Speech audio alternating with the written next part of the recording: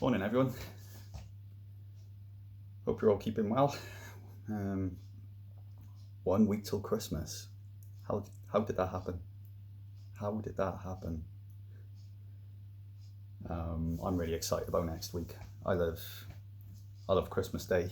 Um, just noticed my cat has destroyed a bit of skirting down here. God, she's a pain in the ass. Yeah, no, I love Christmas Day. Really excited to see my girls' expressions, all three of them, and when they get the gifts, and looking forward to doing a nice big dinner and all the tasty food.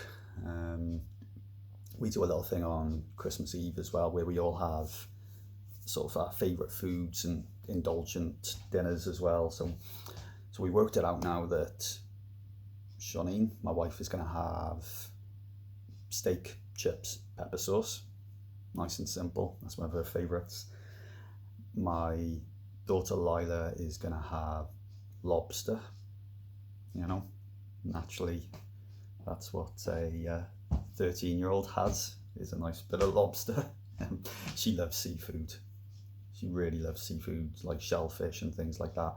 But yeah, give her a piece of meat which has got like a little bit of fat or just something, like you got a bit, maybe this a little bit darker than another bit of meat, and she will dissect every bit. Yeah, she'll be popping those shellfish in, which I can't stand, other than prawns. But yeah. And then Hope, my youngest, she's going to be joining me in having a piece of pork fillet and probably some chips with that.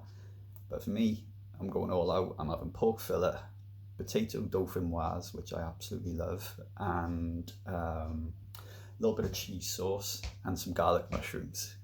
So hopefully Christmas Day my stomach won't be too much of a mess, but that's the plan there.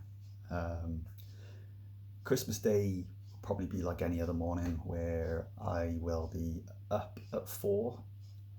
I'm going to try and get an early night on Christmas Eve. My problem is that I get so excited about it that I won't be able to stop myself. So yeah, I need to try and get as much sleep as I can. And Christmas Day then will be me in the kitchen. I'll have my music playing.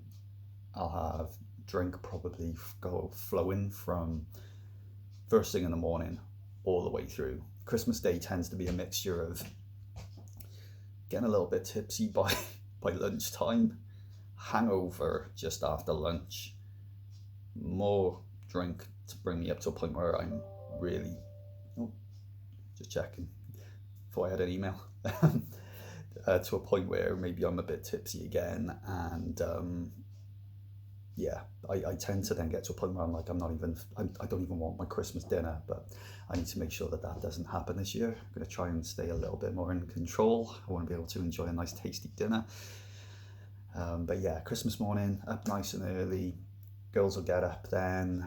They'll have a look to see if Santa's been, obviously. Then we'll have bacon rolls, so nice bread roll with a big piece of bacon in there. And then yeah, presents. Actually, I'm getting the order all wrong. Obviously, check to see if Santa's been, and then open those presents. Then, bottle of Prosecco between me and the wife, and bacon rolls.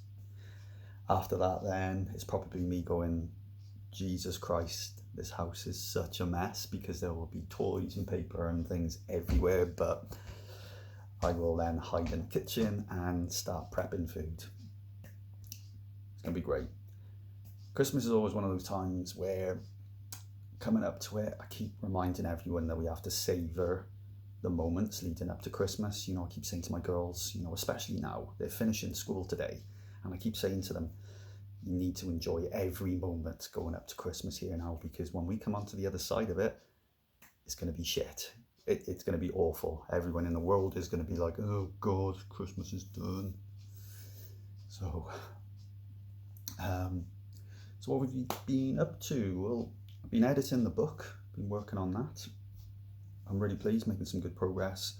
Just past the 80-page mark, and then I'm going to do a little bit more work on it throughout today. if I can hit 100 pages by the end of today, fantastic.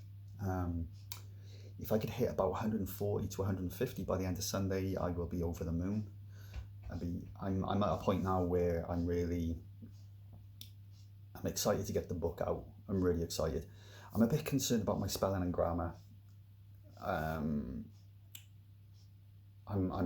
so heavy with the commas, and there's a few times where I'm like, should I put a comma in here to break that sentence up, or does it flow nicely? Do you know, we'll see what happens, but I think I will. There's been a couple of people that have sort of reached out to me and said that they wouldn't mind taking a second look, and I'll probably get in touch with a person or two to maybe help me afterwards. Working on a bit of a glossary as well. I'd originally been putting the points in terms of some of the medications at the bottom of each of the pages, depending on, at which point that medical term came up.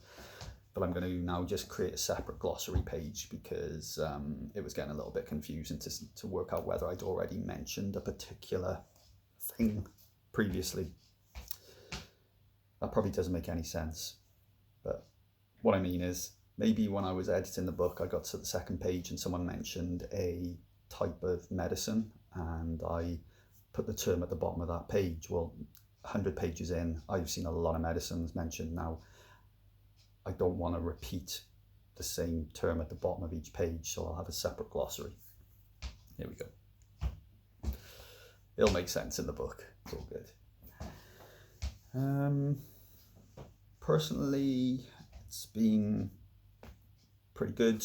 My dystonia this week's made me a bit clumsy. I've done a couple of just silly things. Even this is the thing I try to explain to people.